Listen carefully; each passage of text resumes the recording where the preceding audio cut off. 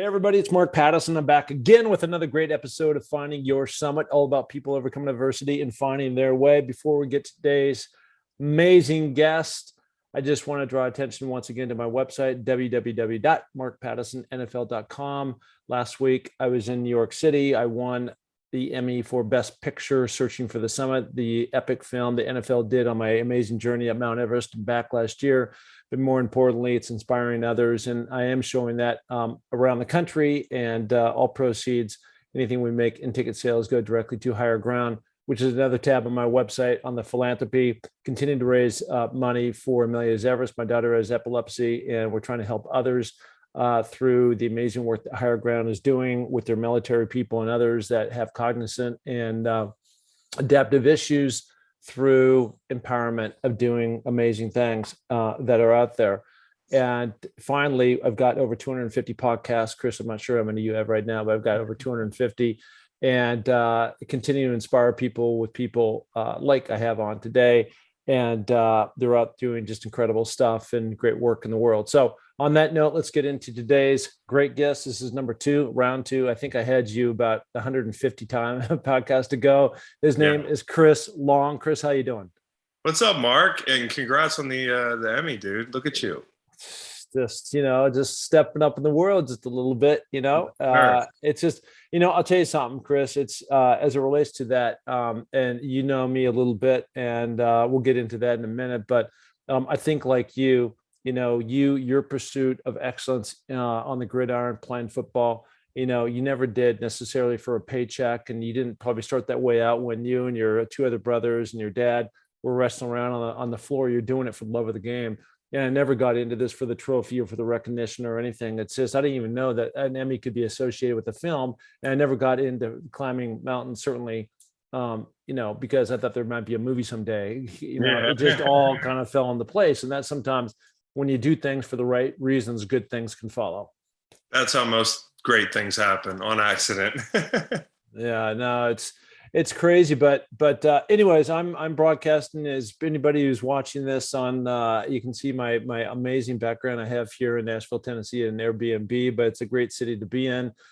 Chris, last time that I guess there's two last times I want to talk about. I saw you in Atlanta before the Super Bowl. You were kind of transitioning in your career. You had just won the Man of the Year, but before that is really when you and I locked in. I was very fortunate to be asked to be in the first class of your Waterboy expedition, philanthropy, fundraising, go out in the Serengeti, the whole gig. I think there's 5 or 6 NFL guys. We brought along Coach Moore. We had a couple of military people, but that's where we really came together. And it was an interesting time for you because you had just been released, I think, from maybe the Patriots, and you didn't know where to go, and you're calling on the sat phone every day to your dad, Howie, and you're also talking to Jim about what's inside the mindset, since he had been in 25 different locker rooms. And then you end up with the Eagles, and you end up, you're winning another Super Bowl. You got 2 under your belt. But, since that time, and this is really kind of what I want to focus, there's 2 parts of this podcast today, is that was one transition when you and I met, and it was an amazing experience. And it really helped me shape what I went on to then kind of break from Waterboys in terms of raising money there and starting to raise money for Higher Ground and help my daughter. But this whole transition. And so when you've done something for a long time, and then you have this whole thing about life after football, and you've done just amazing work. And how was that for you? Was there ever a moment of any kind of panic, or what am I going to do? Or you're scared, you're frightened, or did you kind of have those seeds already planted from the philanthropy work that you were doing? You're working in Africa, raising a whole lot of money, building water wells for all these people that really need water. Water is life for them down in the Serengeti in East Africa. So, how was that transition for you? Yeah. And first off, it was a great climb. We had a ball. We were up there on the sat phone every day trying to figure out what the hell was next. And I think that's what we naturally always want to do, is figure out what's next. Very regimented people, being pro ball players. One thing is I didn't get released. I was a free agent for any Pats fans out there. I don't want to give you all the satisfaction. You guys didn't get me, but I was sitting up there, and I mean, it's the same feeling as being retired, Mark. It's like, what is the next objective? that's kind of how we've lived our lives as players. You and I mean, you went through it at some point where you had to say, hey, no more football. Yeah. This was a time for me after my 11th year in the league, and I had been a year removed from that second straight Super Bowl, where I was very lucky to be on two great teams. And more than anything, we've joked about I was a really good, odds maker, just picking the Eagles, because no one knew that we were going to win the Super Bowl. And I think you're kind of working this balancing act at the end of your career where you're trying to plan ahead, but you're trying to be present at the same time. And I think that's a tough deal, but it can be done. You got to do it the healthy way, the right way.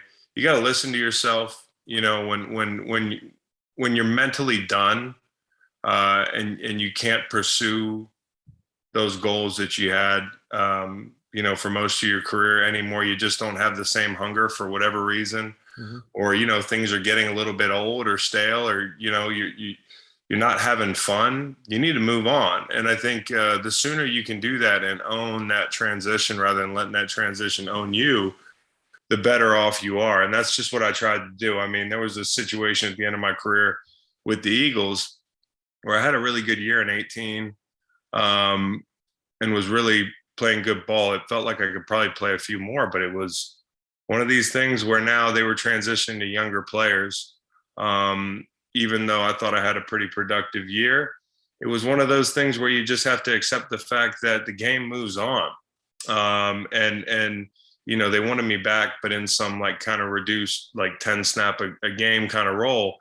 And at some point, with two kids at home, a wife, other interests, the foundation, like you mentioned, life is about balance. And it's about, what are you getting out of what you're doing? Not what you're doing is getting something out of you. And I think I just tried to, as a 34-year-old, weigh all those options and be like, do I really want to be away from my family again to play in Philly for another, and hurt my body and take time away from my family for 10 snaps a game? And, the other alternative was I certainly could have gone and tried to find another job. There were a couple West Coast teams, but Mark, I didn't want to move my family. So you're just kind of like going through the last couple of years. You dread it. You're afraid of it. It's the first time in your life you've kind of said goodbye to this thing that you've done forever. I haven't put a helmet on my head since we lost to the Saints in 2019 in the playoffs in January. And it's the weirdest thing in the world. You put a helmet on your whole life from the time you're 12 years old or whenever you start. And one day you just say, hey, I'm putting these pads up, and never putting them on again. But you have to be resilient. You have to be able to be kind of a chameleon to be successful. You have to be able to kind of ride the wave of change. And that's what retirement is, man. And if I said it was easy, I'd be lying. I mean, I'm always growing, I'm always learning. It's kind of like you kind of start over in your life a little bit, which is it's a good thing. We need to get out there. We've been in the bunker, so to speak, too long, in locker rooms, singular focus. There's a lot of life to enjoy, as you know. I mean, you've been all over the world. And so I think it's just all about perspective. It's how you leave the game. I felt like I walked away on my terms, so I was happy. It's also the attitude you have about what you've done in the game or whatever that might be. And I think the hardest thing about retirement is just accepting your career and saying, like, that's what it was. And you can't go back and run it back this fall. There's not going to be another fall. I can't get that play back. I can't get that loss back. You have to move on. And I think that's a really tough thing to do. But the only person that's going to allow you to move on is you. And I think sometimes we look for everybody else's approval, when really, like, you're the guy that's got to look yourself in the mirror and say, hey, you're done here, and it's okay, and you did great. And it's time to try to learn something new. Well, there's a couple of things in there to pack. And number one is, we're all trying to become I wouldn't say we're all, but I think we all should at least try to become the best version of ourselves. And, you go back to, you're highly drafted out of Virginia, and then you go on, you have this amazing career, and you get a couple Super Bowls. I mean, most people don't get a Super Bowl, just very lucky, right. Just picking really the right lucky. teams. Yeah. And then the other thing that's really interesting too, is this whole notion about letting go. Right. Yeah. And so many people get hung up. I mean, I'm talking about something stupid like a house or a piece of furniture or a cup or something, right? And when the best thing that can actually happen is by letting go and going out and finding new things and having those things and really get your energy going again and really like tapping your mind about trying to be creative and how you're going to attack that new thing. And like you said, it's always scary. And you've heard this a million times, so much of it, for me at least, was not so much about missing the game. I did miss the game, but I didn't desperately miss the game. But it's just all the routine that you're used to having you're going to go in at a certain time, there's a certain rhythm to the week that it's been the same thing for, 50 years. And it's just how you're going to replace that energy. And it's really shifting from here to there and how are you going to do that? And it seems like, at least from the outside, that, that didn't take you so long, even though there was kind of maybe you're jumping off the cliff and hoping that you have a parachute. At least at the end of the day, it seems as though that you've been able to jump into some other things. Again, going back to philanthropy, I want to get into that. And also this whole podcast world. And you've really jumped, you've had some amazing guests on, and that seems to have really taken off for you. And it's so fascinating too. The last thing I was going to say here is that, in the podcast world, and you might be an exception, and there's the Joe Rogans of the world who are the exceptions, but most people out there are not making a whole lot of money doing podcasting, right?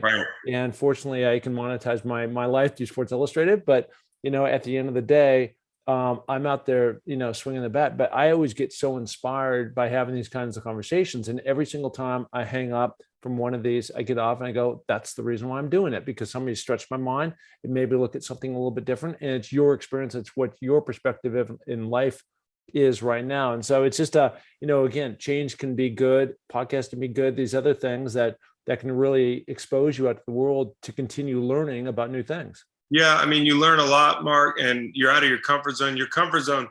What's the biggest, I can't use the word mind, but the thing that twists you in a pretzel when you get retired is your comfort zone was really uncomfortable.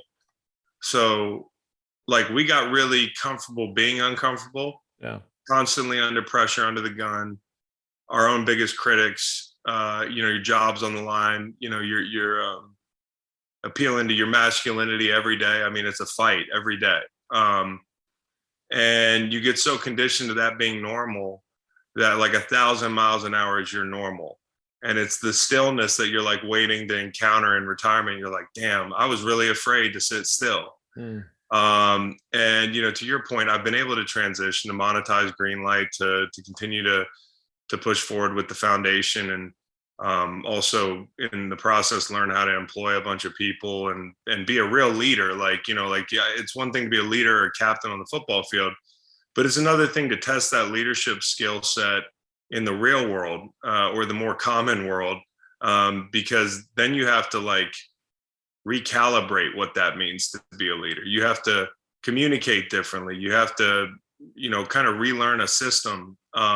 Certainly you have to learn how to be a business person.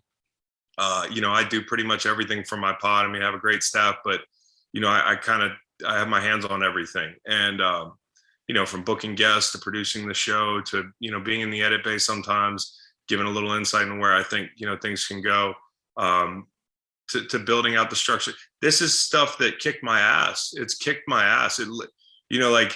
It sounds simple to, hey, run a foundation, do a podcast. Who doesn't have a podcast? Yeah. It's silly to say it's hard work, but I think what I've discovered, and fairly recently, and I think everybody learns something about themselves in retirement, is number one, you didn't know yourself. You knew yourself like the football player. Yep. But you didn't know yourself. I mean, you know who you are, but you don't know how to control yourself outside of a football. How to set your schedule, how to wake up every day and answer for yourself when you were pushed by a singular goal all year for, however long you played. It was there. So now you got to go out and find motivation. You have to go out and be organized. You have to communicate. You have to do all these things that all your friends had a 10, 12-year head start on you on. Anybody who's been in the corporate world or leading a business. I know it's some people out there might be like, well, big whoop, you already have money. Well, I want to work. Part of my DNA is I'm a worker.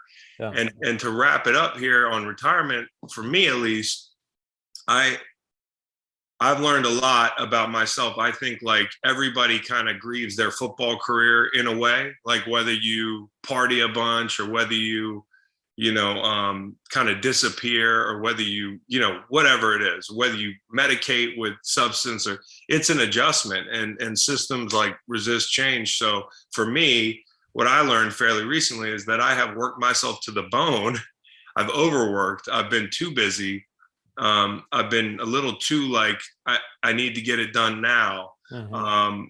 A little too tireless getting this thing off the ground. And I kind of burnt myself, down to a roach there, so to speak. Yeah. And that can affect your mental health, man. That can really affect kind of, your output. And I've had to make some changes recently in like kind of the way I operate. And it took failing at it, even like on the surface looking like you're succeeding. Hey, the podcast is monetized, like the foundation, we got out of that pandemic, which was stressful for, philanthropic people and for people that need the help of philanthropists and foundations. In my family, I got 2 kids and the whole thing. And I feel like on the surface, everybody's like, man, that guy's doing great. Mm. But sometimes you're doing everything you can to just stay above water. And I think sometimes you put yourself through that. I've put myself through that because I'm so used to being uncomfortable. I'm so used to pushing myself. I had to look in the mirror one day and be like, Chris, sit down, dude. Mm-hmm. Just stop. Like you don't have to work this hard. It's going to be okay. And the truth is like, it's a learning process. So whatever you do to try to get your balance in retirement, that's what I do. Like what I learned is that when things are bad for me as a football player, I always just put my head down and more was more, more was not more after football. And, not for me at least. And so I think, it's a learning process for everybody. Well, there's this thing about work, life, play, right? And that creates the balance. And, it's different for everybody and everybody has a different motor. And that's not to say you don't have full capacity, but you just keep, when we're all younger at 22 or whatever, we're coming out and it's just us, right? It's Chris Long Inc. That's it.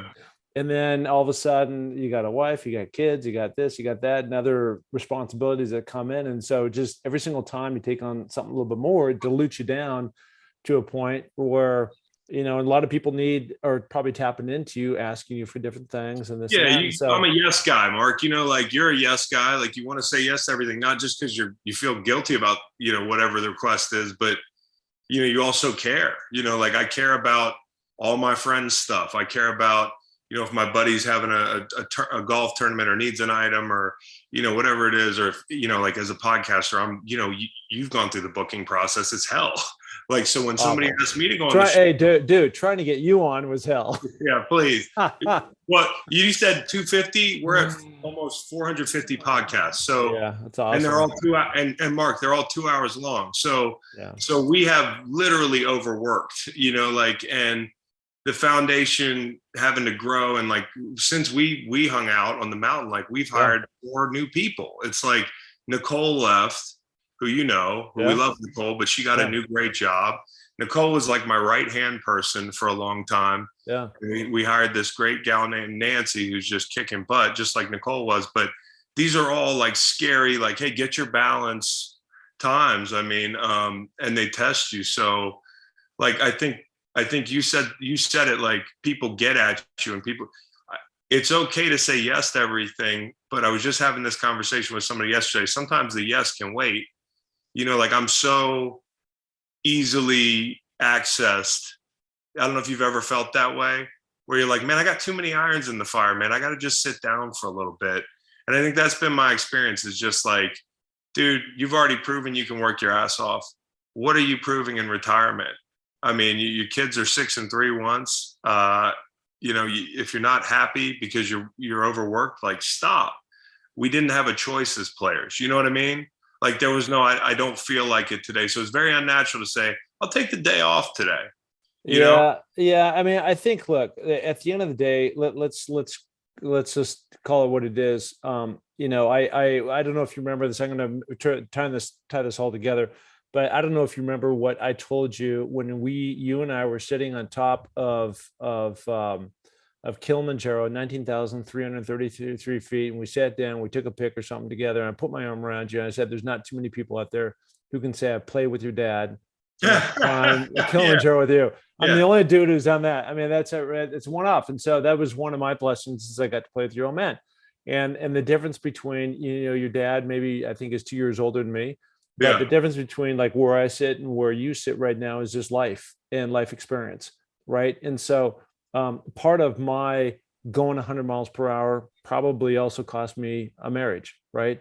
And so I've had to learn from things, and not that I pray to God that doesn't happen to you, but no, you're right. It could. I mean, like, it's just, that's my experience. And I've learned to tone it down and balance, like you said, of just work-life play much better than I ever have in my life. Now my kids are more grown, but at the same time, I think I've just learned how to, like you said, pace yourself, slow and steady wins the game. Right. That's just the way it goes. It ain't the first day of camp you get out there, you run yourself into the ground because you're so hyped, the adrenaline, the whole thing, I want to go do this drill and show how hard I've been working, all that stuff. It's the same thing. It's like you're going to work your ass off anyways. Just pace yourself. I mean, you're not going to win the battle today. You're not going to win the war today, or whatever the metaphor might be.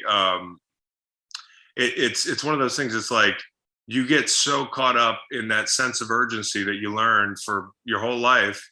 It just doesn't apply the same outside of football. And that's okay. That's good. And I think that's why, I've tried to absorb a lot of information from really successful people that didn't play football, hey, how have you been successful in normal life? You know what I mean? Because I want to be like those people, because that part is in the past. There's things we can take from it, but we can't just go running out the tunnel like we did. It's not the same. What do you think is if you could take away, this question was posed on me last night down here in Nashville, Tennessee. And, as it relates to, is there one thing that has jumped out at you that you've taken from your experience in football? And I'm not talking about hitting somebody, but like how that has helped you, like that one attribute or trait or skill or leadership from somebody else has helped you translate into this new world of, Chris going forward this way? Yeah, it's a great question. I think having uncomfortable conversations, we played in locker rooms with, like we were grown men and our livelihoods were on the line. And, if we made mistakes, MEs, like you lose the game and everybody looks at you and it's just a nightmare. And that's the possibility anytime you take the field. Like you could be that guy, and there are times that in my career I was that guy for a day. And there are times where I wasn't getting it done, or I wasn't, playing up to my standard, or maybe I had to pull somebody aside and tell them the same thing. Maybe a coach had to tell me that. Maybe a teammate had to tell me something uncomfortable. I think like that's our biggest gift, is that we're really comfortable in those spaces, just cutting to the chase and telling people how we feel. I think that's a really good skill set on this side of things, but like at the same time, it's also it's to our detriment, because you got to hone that instrument. Because we're a little too blunt, a little too direct sometimes, and a little too like, I don't know. I'm about the process, but result oriented. And I think if you can take that kind of like, I'm willing to have a tough conversation, but adjust the volume on it, or adjust like kind of the way you go about having that conversation. And that's what I'm still learning to do. That's something I took from football into, employing a bunch of people. And I'm still trying to get better at that, because sometimes the big scary football player, I don't want to scare my employees by being direct. I don't know, it's just like football too, in a way, is like when you were a leader on a team, you knew everybody's personality. Like you were on the Raiders, you knew like, who are the guys that like, that's a hot spot over there. Like maybe I kind of massage that issue a little bit more than I can go to this young guy and be like, hey, we got to get this fixed like now. Sure. Yep. And I think that's also like that social intelligence, which I'm not saying I'm wildly socially intelligent, but I'm just saying that that kind of like taking people's temperature and working in a high stress environment. Again, two sides of the coin. We have to learn to be a little less stressed out, but we've also been in it when the what hits the fan, and we're ready for that. So like taking that into a business situation when things aren't going great, and like being that leader, and being that person that people like, he's not rattled about it. Like, so I think it's just kind of like those experiences. Yeah, I mean, that's called EQ, emotional intelligence, of really understanding, your surroundings and reading a room and things like that. One of the things that I'm a little confused on is when you and I, and you kicked in this whole Water Boys thing, which is all about raising money to build water wells for the people of East Africa. At that time, I think it was the people of the Maasai tribe in the Serengeti in Tanzania. And I think you've expanded out from that. When I was doing some research before this pod, I noticed that you transitioned over into the Chris Long Foundation. And so I was just trying to get my arms around, is Water Boys still a part of everything you're doing? Or is is that the Chris Long Foundation now you're set up where you're not just focused only on Water Boys, but now you have the ability to take money in and distribute it in various spots? So we kind of use the pandemic as an opportunity, again, like looking at, a little bump in the road as an opportunity rather than, oh man, like the world is ending. I mean, it definitely was scary, and it was scary for nonprofits, but we huddled and we said, hey, we're not going to raise a lot of money right now. Nobody really is. It's really all about like, how are we going to come out of this thing? Because we're going to survive. We're going to keep the lights on. And then when we come back out, it's like being hurt or something. To wear out these football metaphors, it's like, okay, we're hurt, we're down. What are we going to do in the rehab process? Are we going to just take the 4 to 6 weeks to say like, well, we'll be back in 4 to 6 weeks and we'll just do the bare minimum and sit in the training room? Or are we going to attack this? And we kind of tried to attack it. It wasn't easy, but especially with Nicole leaving and some of the reshuffling, we kind of pivoted the messaging a little bit, and just, we know that in retirement, I want to work a lot in the education space. That doesn't mean we're going away from water. As we increase kind of like resources in the building, because we've hired more people, we're able to generate the same output in the water sector and add the education piece. So we've just tried to make the messaging concise. It's like, hey, we believe that the right to education and clean water should be human rights. And that's kind of our calling card right now. So we got the shiny new website.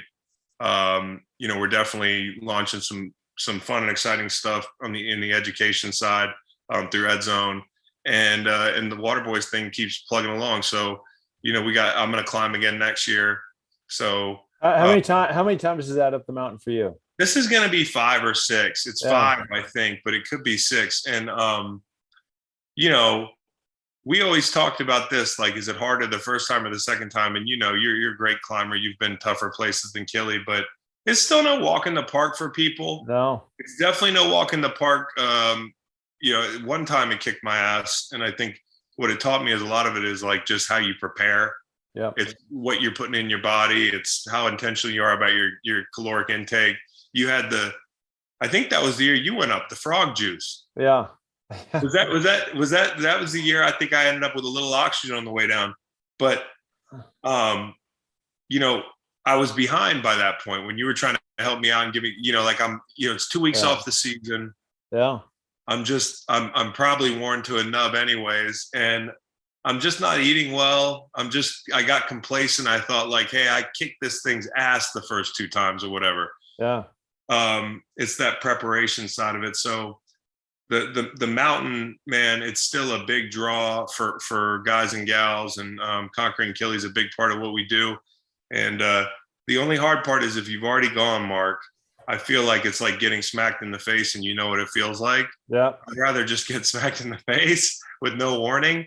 That's the hard part of going back. So I've taken like 2 years off because of the pandemic, and some timing stuff, and I'll be going back up the mountain this year. That's great. No, I've done it twice. The second time was with you, and I've been able to succeed that both times. And I had such a great experience. I think it was, again, it gets back to that kind of the whole camaraderie. but more than just the camaraderie, and this had a huge impact on Jim Moore too, who through his foundation that had years ago raised a lot of money for that, and that was just being there, seeing, touching, feeling. And this is something I've found too with my travels around the world mountain climbing, and that is that when you start talking about the happiness factor, I mean, here are these people that I was literally in their villages, thanks to you, and I'm seeing their huts, and there's dirt floors, and then I'm in Nepal, and the Sherpa, and their average income per year, think about this, $6,000. That's their net. That's their total. Yeah, deadliest job in the world. But their happiness factor is just off the chart. When we walked in there like the Beatles, right? They jumped up and they sang for us, and they danced, and they put things around our neck, and they were the happiest people, because we had gone in there, led by you, and raised some money to build a water well, just so they could turn a little dial, a spigot, and water could come out. And that made them, it's just like they were so over the moon, and we take that as so trivial, so it's just so many perspectives and lessons learned. That's why I got into it, because I was just struck by, not only the disparity, I mean, how easy it is for us to get clean water, and like how vital it is to survival, but and then on top of that, how easy it is to demonstrate the difference you're making. You know where your dollar's going. It's a very like cut and dry, kind of like people moving thing and society moving thing. And to top it off, just meeting people the first time I went to Tanzania. And I always use the word like stoicism, but like stoicism sounds too like you're miserable about it, or you're just like, people are joyous. Like they're stoic in the face of adversity, but they're really joyous and really beautiful people. And I know that anywhere you go, probably where people have there are big issues like that. I think as people in America, we get really caught up in a lot of little things. There are some big things we have to fix, obviously, but what I'm talking about is life is so good. Like things are so accessible for a lot of us in America that we stress over a lot of trivial stuff. And I think our lives are complicated, right? And if you're lacking something like water, you're keeping the main thing. I think as a human being, like life is it's a challenge, and I think you don't take anything for granted. Whereas we take things for granted, and when we get caught up in all this trivial stuff, so I think there's something to like shedding some of those concerns and keeping the main thing as an aside, in talking about people who have to face these challenges on a daily basis, because we go to meet these folks, and I've met a lot of people in Tanzania who had no idea I was there to give water, and everybody's the same. Everybody's so damn nice and so welcoming, and really a lot of these Maasai tribes that we visited, I mean, these are brilliant people, know multiple languages. They stand in the face of enormous adversity. And like you said, there's a smile on their face, and they know something we don't. You know what I mean? So there's always something in it for people when you make a difference, right? Like it's inherently on some level selfish, because you're doing it to feel good. And if it's 5% or 1%, whatever, it's part of it. And you get something out of it the same way. I mean, like we really have gotten a lot out of getting a chance to travel and getting a chance to meet different people from different cultures and people who have challenges that we just don't. No, it's goodness all the way around the horn, how you spend it. And like you said, slow and steady wins the race. That's one part of it that we talked to at the very beginning, and just don't sweat the small stuff, right. And just that's so much of what they breathe, in terms of just like family and community. That's what's really important. All this other stuff. Before we jump, I want to make sure I plug your podcast. So the name and where people can find it. Yeah, it's called Greenlight Pod, and we are on Apple, Spotify, like wherever you want to look for podcasts. We're on YouTube too, Greenlight Tube.